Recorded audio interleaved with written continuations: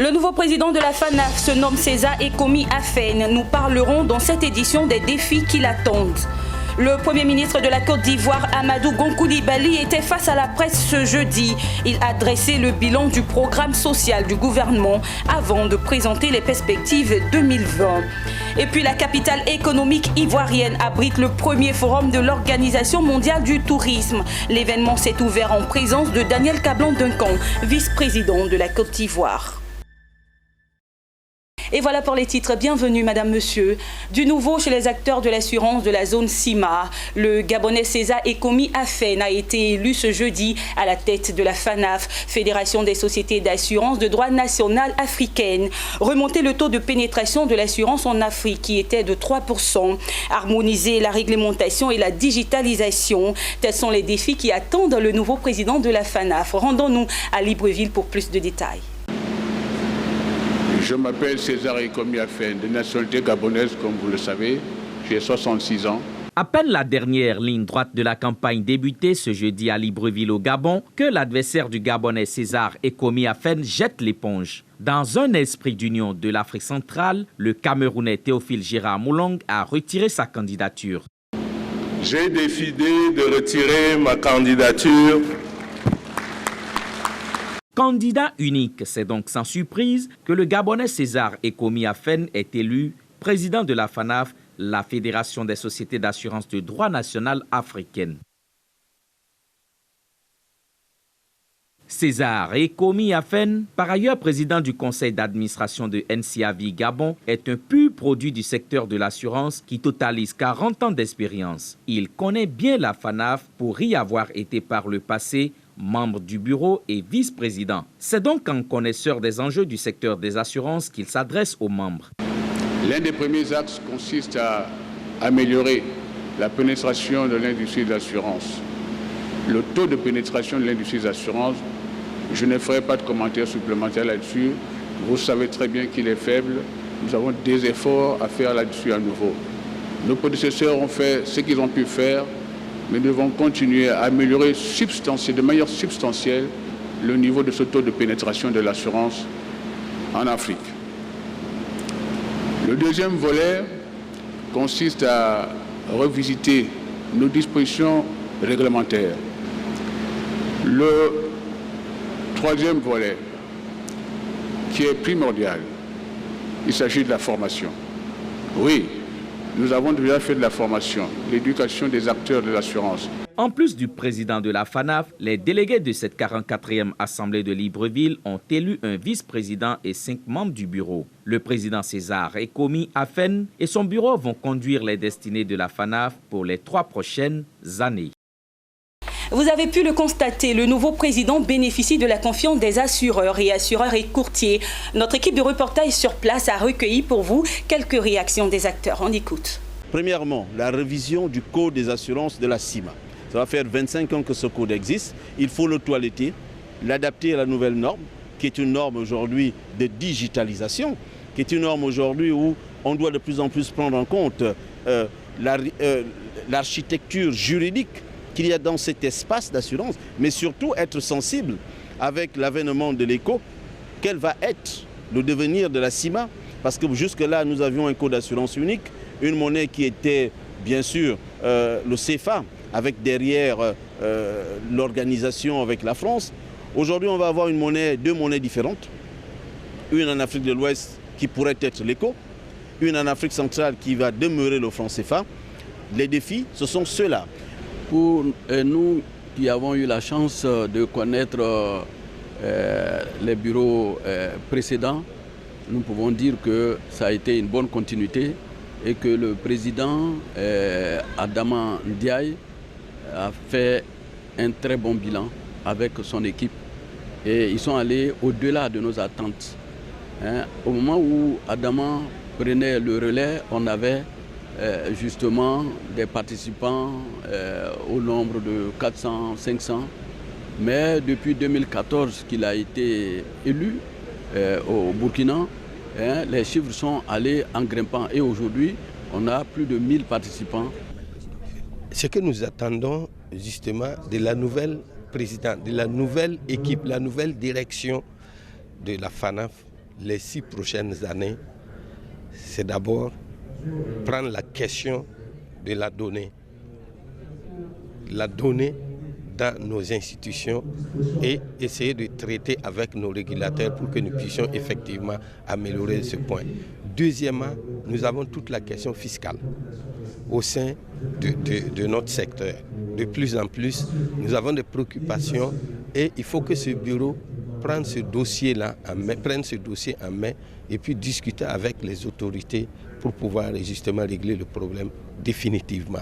Rappelons que César Ekomi Afen remplace à la tête de la FANAF le Sénégalais Adama Ndiaye qui a passé 6 ans à la tête de cette organisation. Adama Ndiaye et son bureau ont réussi à hisser la FANAF au rang d'organisation panafricaine la plus respectée. En tout cas, c'est l'avis des membres qui se sont prononcés au micro de nos reporters. On écoute. On est tous satisfaits de cette mandature.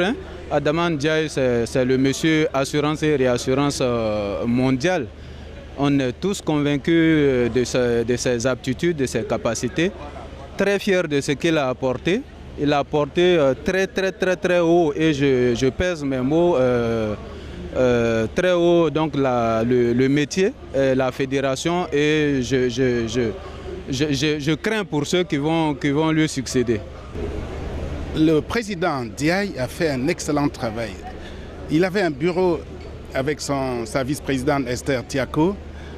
Ils ont travaillé excellemment bien. Ils ont mis la FANAF à un niveau où le nouveau bureau qui sera élu tout à l'heure aura du pain sur la planche. Parce qu'il faudra maintenir ce niveau-là, faute de le dépasser. Et donc, je dis bravo au président Ndiaye et bienvenue au nouveau bureau. Il y a le dossier de la donnée nécessairement qu'il devrait prendre à cœur pour faire avancer cette problématique qui est traitée depuis maintenant 3 ans au cours de nos FANAF. Il y aura aussi un problème qu'il faille que le nouveau bureau prenne à cœur, c'est surtout la sensibilisation de la population à l'assurance. Aujourd'hui, le taux de pénétration dans notre zone demeure encore très faible. Donc l'assurance s'impose et il faut que le nouveau bureau prenne à cœur la sensibilisation sur tous nos marchés. Après Libreville, retour en Côte d'Ivoire, le Premier ministre ivoirien Amadou Gon Coulibaly, en charge du budget et du portefeuille de l'État, a tenu ce jeudi une conférence de presse. Il a présenté un bilan qu'il dit satisfaisant en ce qui concerne la mise en œuvre du programme social et la situation économique du pays. Toutefois, il a ajouté que plusieurs défis restent à relever. Le chef du gouvernement s'est étalé par ailleurs sur les perspectives de cette année 2020. Le point avec Daniel Kodio et Richard Akeke. Il est important de vous rencontrer, chers représentants des médias nationaux et internationaux, afin de partager avec vous et nos concitoyens les informations au sujet de l'ensemble des défis de l'année 2020. C'est un Premier ministre qui s'est voulu rassurant sur les actions futures à réaliser pour le bonheur des populations vivant en Côte d'Ivoire. Amadou Gon Coulibaly a dressé le bilan des actions gouvernementales en faveur des populations avant d'affirmer que la Côte d'Ivoire a retrouvé la stabilité économique. Dans une ambition de poursuivre ces actions, le chef du gouvernement ivoirien a reconnu que plusieurs défis restent à relever. Le gouvernement devra poursuivre ses efforts dans tous les domaines de l'action sociale.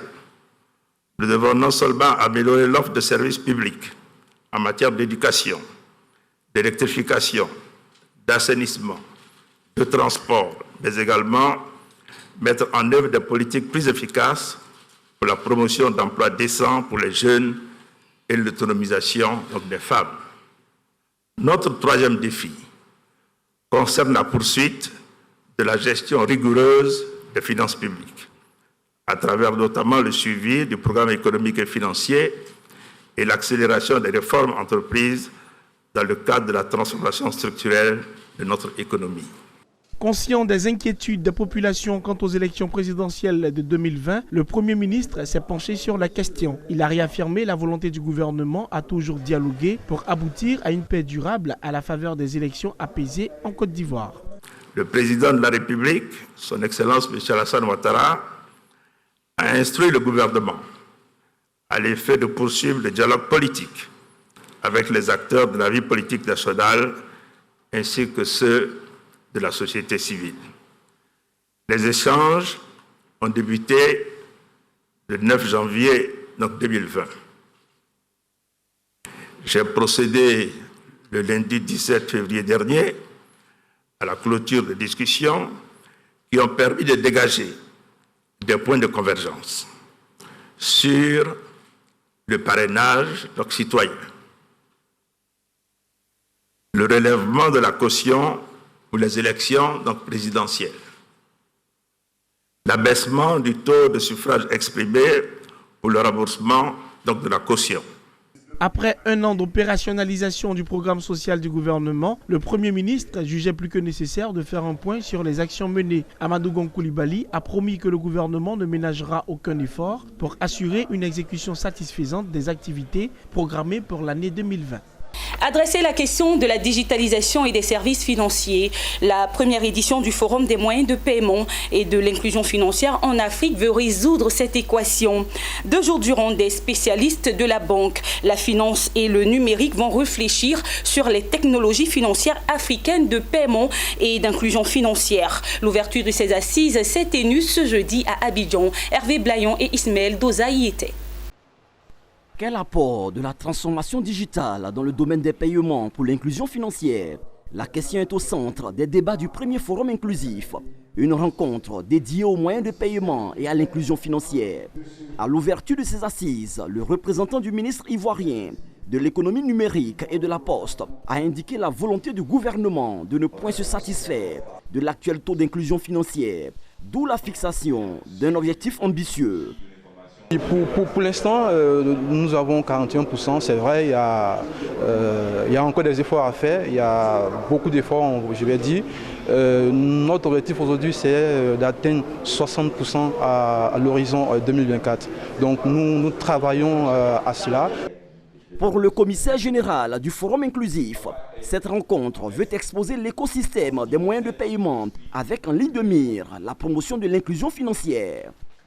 C'est le forum des moyens de paiement et de l'inclusion financière en Afrique, qui se veut d'être une tribune par excellence pour la promotion de l'industrie financière et bien sûr de tout ce qui est politique et accompagnement cadre réglementaire pour favoriser l'inclusion financière des populations.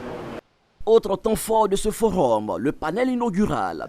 Il a porté sur la distribution digitale des services financiers et la promotion de l'interopérabilité. Sur les moyens digitaux de paiement, l'imagination des opérateurs s'est intéressée au transport afin de promouvoir l'inclusion financière.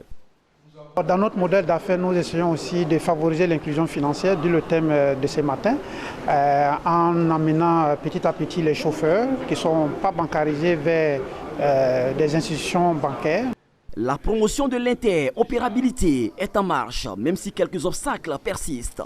Le coût n'est pas encore on va dire accessible, mais on y travaille. Donc c'est pour ça que l'ensemble des régulateurs, l'ensemble des players du marché, de l'écosystème, essayent de se mettre ensemble pour essayer de vraiment être interopérables, pour réduire le coût. Vous savez, pour qu'il y ait inclusion financière, il faut des machines, il faut des dispositifs qui fonctionnent. Et quand ces dispositifs ne fonctionnent pas, vous comprenez qu'il ne peut pas avoir d'inclusion financière. Ateliers de formation et panels portant sur les fintech, l'éducation financière et les technologies financières de paiement sont inscrits à l'agenda du 2e jour du Forum inclusif. Le vice-président de la République de Côte d'Ivoire, Daniel Kablan-Duncan, a ouvert ce jeudi 20 février 2020 le premier forum mondial du tourisme. Cette rencontre d'Abidjan sur le tourisme a été organisée par l'OMT, l'Organisation mondiale touristique, avec pour thème l'investissement touristique en Afrique. Le film de la cérémonie d'ouverture avec Pierre Tebeu et Tima Traoré.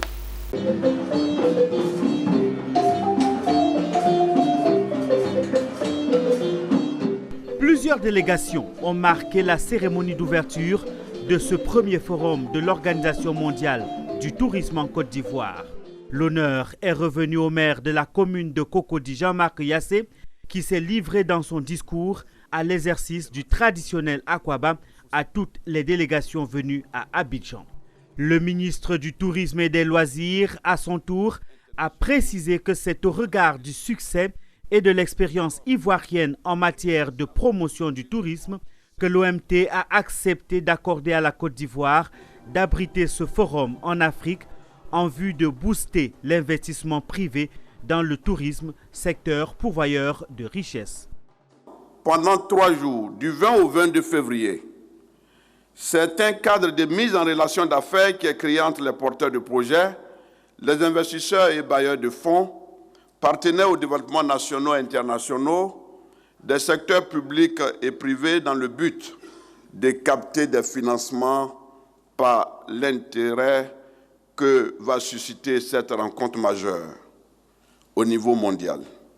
Prennent part à cette rencontre plus de 400 à 500 participants venus des pays membres.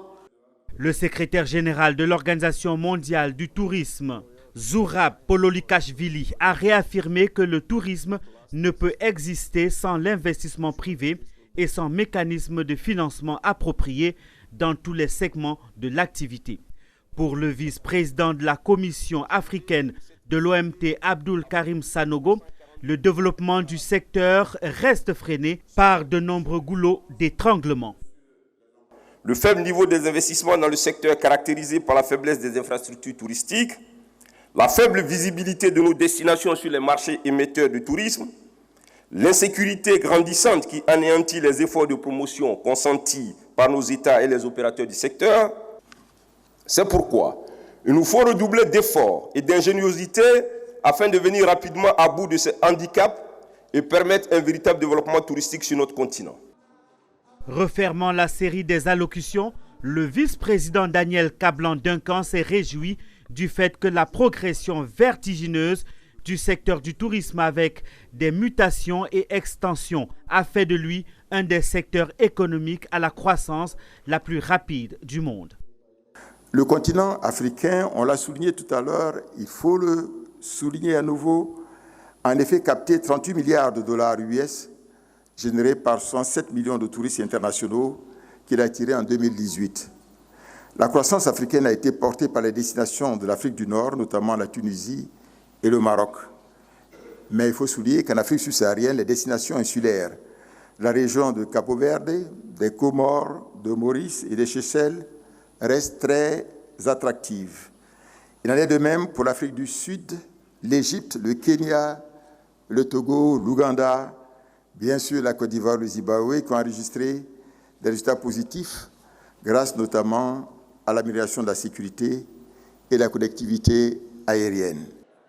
Plusieurs pays sont représentés à ce premier forum de l'Organisation mondiale du tourisme à travers des expositions dressées dans le hall de l'Hôtel Ivoire.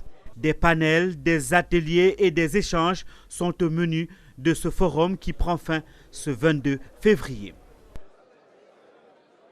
À la fin de la cérémonie d'ouverture, plusieurs participants se sont prononcés quant à leurs attentes sur ce premier forum de l'investissement touristique en Afrique. On écoute. Je pense que les recommandations qui vont sortir de ces rencontres vont nous permettre en réalité de disposer d'une feuille de route en termes d'intervention ou même de réorientation de notre politique de développement touristique. Par notre position transversale, quand on parle de visa qui est un frein, il y a la sécurité, il y a la diplomatie, il y a les finances. Donc ça faisait un blocage. Mais qui peut débloquer? C'est le sommet. Si le sommet est là, le sommet encourage le secteur, le tourisme va prendre sa place très bientôt. C'est mieux comprendre le secteur, mieux cerner les besoins du secteur qui souvent peuvent être mal exprimés. Pour nous, banquiers, avant de pouvoir proposer des solutions adaptées ou des solutions innovantes, il est important de comprendre de quoi nos clients ou futurs clients ont besoin. Aujourd'hui, il faut dire que le tourisme représente, je dirais, la première industrie et tous les opérateurs du tourisme ont leur part à jouer, leur rôle à jouer de sorte que le tourisme puisse être véritablement boosté. Et donc, nous attendons que ces investisseurs-là s'intéressent à nos entreprises. Rendons-nous à Yamoussoukro, capitale politique ivoirienne, où s'est tenu le premier forum du Sénat ivoirien les 17 et 18 février dernier. Ce forum s'inscrit dans le cadre de la mission de la seconde chambre parlementaire et visait à créer un cadre de concertation pour une représentation efficace des collectivités territoriales. L'événement s'est déroulé à la Fondation Félix Houphouët-Boigny en présence du président du Sénat français. Le reportage de Charles Kouakou, commenté par Betty Kouakou. L'intérêt des collectivités territoriales nous devons faire preuve d'une grande vigilance constitutionnelle et législative. Elle permettra de placer les collectivités territoriales au centre de la lutte contre la pauvreté, la lutte pour la sécurité alimentaire et l'agriculture durable, la santé, le bien-être, les infrastructures, l'innovation et les partenariats. L'invité d'honneur à cette rencontre était le président du Sénat français, Gérald Larcher. Il a exposé sur la décentralisation avant d'inviter les représentants des collectivités locales à croire en la force de cette stratégie de développement. La décentralisation, ce n'est pas l'effacement de l'État central. La décentralisation garantit le maintien de cette unité. L'une des implications majeures de ce choix, la décentralisation se heurte à des réticences de la part des administrations centrales, voire à des tentatives de recentralisation.